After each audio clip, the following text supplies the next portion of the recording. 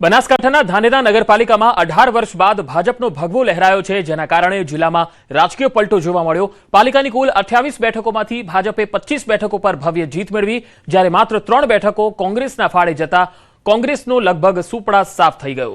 અપક્ષ ધારાસભ્ય માવજી દેસાઈનો ભાજપને મળેલો સાથ પણ આ જીતમાં મહત્વપૂર્ણ સાબિત થયો, જેના કારણે નગરપાલિકામાં ભાજપનો દબદબો વધુ મજબૂત બન્યો। અને આ વખતે નક્કી કર્યું હતું કે ધાનેરા વિધાનસભા વિસ્તારની અંદર ધાનેરા અને દાંતીવાડા બંને તાલુકાની અંદર ધાનેરામાં નગરપાલિકા ખૂબ જ મહેનત રંગ લાવી છે। માટે 28 માંથી નગરપાલિકા ધાનેરામાં 25 સીટો ભારતીય જનતા પાર્ટીએ જીતી કોંગ્રેસના સુપડા સાફ કર્યા છે। તેમજ તાલુકા પંચાયતની મોટા ભાગની સીટો ભારતીય જનતા પાર્ટીએ ધાનેરા અને દાંતીવાડામાં જીતી છે અને ધાનેરા વિધાનસભામાં આવતી 8 જિલ્લા પંચાયતની સીટો જંગી લીડથી, એટલે જંગી લીડ એટલે આપ કલ્પના ન કરી શકો એટલી મોટી લીડથી ભવ્યથી ભવ્ય વિજય પ્રાપ્ત કર્યો છે।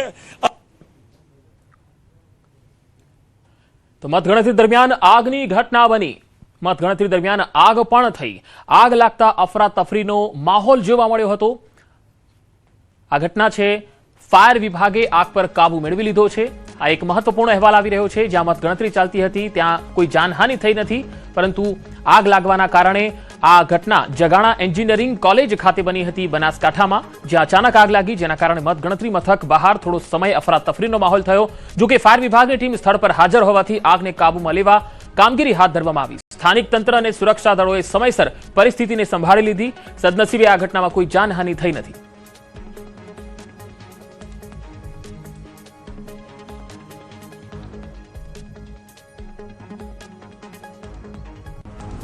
અને હવે વાત પાટણની। પાટણમાં ભાજપની ભવ્ય જીતની શાનદાર ઉજવણી થઈ રહી છે। મોટી સંખ્યામાં ભાજપના કાર્યકર્તાઓએ ગુલાલ ઉડાડી ફટાકડા ફોડી ઉજવણી કરી। એકબીજાને મોઢું મીઠું કરાવી ભાજપના કાર્યકર્તાઓએ ઉજવણી કરી। રસ્તા પર ફટાકડા ફોડી ભાજપના જીતની ઉજવણી કરતા જોવા મળ્યા ભાજપના કાર્યકર્તાઓ। ઉમેદવારોમાં પણ જબરજસ્ત ઉત્સાહ જોવા મળ્યો।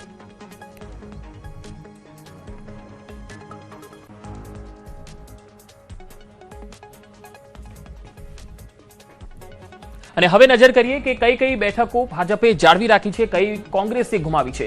ભાજપની જો વાત કરીએ તો બનાસકાંઠા જિલ્લા પંચાયત જે છે મેળવી છે, અથવા તો તેના પરથી આગળ જોવા મળ્યું વાવથરાદ જિલ્લા પંચાયત જે છે એ મેળવી છે, જે નવી બનેલી।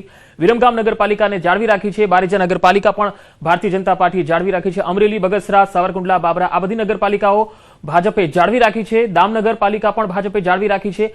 ધારી નગરપાલિકા મેળવી લીધી છે। મોડાસા, બાયડ અને ઉમરેઠ આ ત્રણેય નગરપાલિકા ભાજપે જાળવી રાખી છે। ખંભાતને મેળવી લીધી છે, આ ભાજપ પાસે નહોતી। પેટલાદ અને સોજિત્રા બેઠક પણ જાળવી રાખી છે। તારાપુર નગરપાલિકા પર ભાજપે આ વખતે કબજો પ્રાપ્ત કર્યો છે। અંજાર, માંડવી, ભુજ અને મુન્દ્રા જે નગરપાલિકા છે એ ભાજપે જાળવી રાખી છે। તો નખત્રાણા, કપડવંજ અને કણજરી આ જે નગરપાલિકા છે એ ભાજપે મેળવી છે। કઠલાલ, દહેગામ નગરપાલિકા ભાજપે જાળવી રાખી છે। તો કલોલ અને વેરાવળ પાટણ નગરપાલિકા પણ ભાજપે જાળવી રાખી છે, જ્યારે ઉના અને સૂત્રાપાડા નગરપાલિકા છે એ પણ ભાજપે તેનો દબદબો જાળવી રાખ્યો છે। જ્યારે બોડેલી નગરપાલિકા ભાજપે આ વખતે મેળવી છે, કારણ કે એ ભાજપ પાસે નહોતી નગરપાલિકા। કેશોદ અને વ્યારા અને દાહોદ નગરપાલિકા છે એ ભાજપનો દબદબો અહીંયા જોવા મળી રહ્યો છે, જાળવી રાખી છે।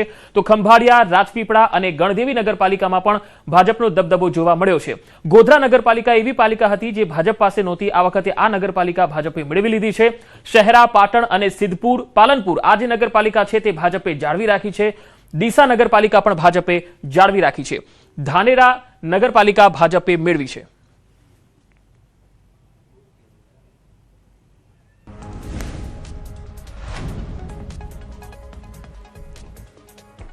સ્થાનિક સ્વરાજ્યની ચૂંટણીમાં ભાજપનો દબદબો યથાવત છે। સીએમ અને પ્રદેશ પ્રમુખ કમલમ ખાતે પહોંચ્યા છે। તસવીરો લાઈવ આવી રહી છે। ગાંધીનગર કમલમ કાર્યાલયથી કાર્યકર્તાઓ દ્વારા જીતની ભવ્ય ઉજવણી કરવામાં આવી રહી છે।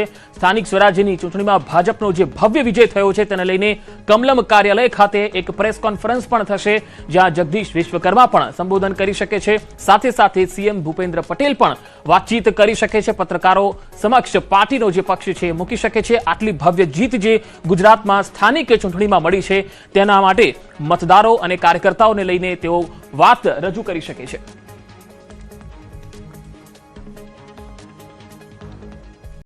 તો સીધી તસવીર ભાજપ ગાંધીનગર કમલમ કાર્યાલયથી આપ જોઈ રહ્યા છો, જ્યાં નાયબ મુખ્યમંત્રી હર્ષ સંઘવી, સીએમ ભૂપેન્દ્ર પટેલ અને જગદીશ વિશ્વકર્મા જોવા મળી રહ્યા છે. તો લાઈવ દ્રશ્યો કમલમ કાર્યાલયથી આવી રહ્યા છે. થોડી જ વારમાં અહીંયા પત્રકારોને સંબોધન કરશે અને અમે આપને લાઈવ દ્રશ્યો બતાવી રહ્યા છીએ કમલમ કાર્યાલયથી.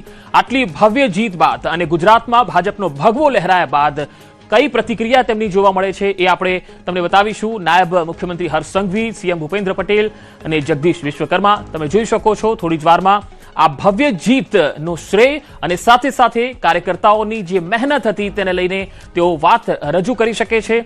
યુવા મોરચાના જે આગેવાનો છે તેઓ પણ અહીંયા જોઈ શકાય છે. પ્રશાંત કોરાટ પણ દેખાઈ રહ્યા છે. જગદીશ વિશ્વકર્મા જોવા મળી રહ્યા છે. અહીંયા કમલમ કાર્યાલય ખાતે ભાજપના દિગ્ગજ આગેવાનો ઉપસ્થિત રહ્યા છે. થોડી જ વારમાં આ લાઈવ પ્રેસ કોન્ફરન્સનું આયોજન થશે અને આજની જે આ ભવ્ય જીત છે તેની પાછળ ભારતીય જનતા પાર્ટી, તેના કાર્યકર્તાઓ અને તમામ જે આગેવાનો છે તેમને હાલ તસવીરોમાં જોઈ શકાય છે. જગદીશ વિશ્વકર્માએ મીઠાઈ ખવડાવી સીએમ ભૂપેન્દ્ર પટેલને, નાયબ મુખ્યમંત્રી હર્ષ સંઘવીને પણ મીઠાઈ ખવડાવવામાં આવી. તો હર્ષ સંઘવીએ જગદીશ વિશ્વકર્માને મીઠાઈ ખવડાવી અને આ જીતની ખુશી અને અભિનંદન પાઠવ્યા છે. 3 અલગ અલગ આગેવાનો તમે જોઈ શકો છો. સાથે ગોરધન ઝડફિયા પણ છે, તેમને પણ મીઠાઈ ખવડાવવામાં આવી રહી છે. આજની આ જીત અને આ ભવ્ય જીત છે. મુખ્યમંત્રીને પણ મીઠાઈ ખવડાવી અને અભિનંદન આપવામાં આવી રહ્યા છે કમલમ કાર્યાલયથી. આ દ્રશ્યો આપ જોઈ રહ્યા છો. જગદીશ વિશ્વકર્માએ યુવા મોરચાના આગેવાનો સાથે આ જીતને લઈને ઉત્સાહ વ્યક્ત કર્યો છે. સાથે સાથે એકબીજાને મીઠાઈ ખવડાવી આ ભવ્ય જીતનો શ્રેય અસંખ્ય હજારો લાખો કાર્યકર્તાઓને પણ તેમણે આપ્યો છે. આ સીધી તસવીર કમલમ કાર્યાલયથી આપ જોઈ રહ્યા છો. હવે થોડી જ વારમાં પ્રેસ કોન્ફરન્સમાં મુખ્યમંત્રી પણ કંઈક બોલી શકે છે અથવા તો જગદીશ વિશ્વકર્મા પણ પત્રકારો સાથે વાતચીત કરી શકે છે, જેની લાઈવ સંવાદ અમે આપને બતાવીશું. હર્ષ સંઘવી પણ વાતચીત કરી શકે છે. આવો સાંભળીએ હર્ષ સંઘવી કંઈક કહી રહ્યા છે.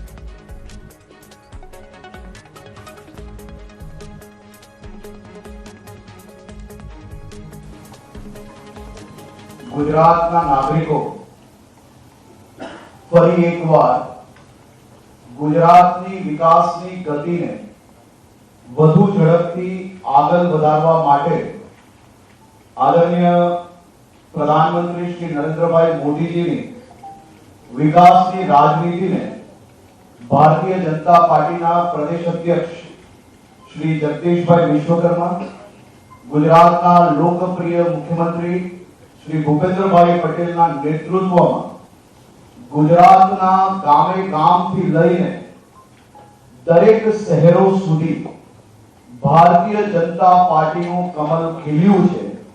ભારતીય જનતા પાર્ટીના સૌ કાર્યકર્તાઓ જેમને દિવસ રાત જોયા વગર, ચાહે કોરોના હોય, પૂર આવ્યું હોય, અતિવૃષ્ટિ હોય, ગુજરાતના નાગરિકોની સેવામાં હર હંમેશ ખડે પગે સેવા કરતા એવા લાખો કાર્યકર્તાઓને આજે અમે સૌ ખૂબ ખૂબ અભિનંદન આપીએ છીએ.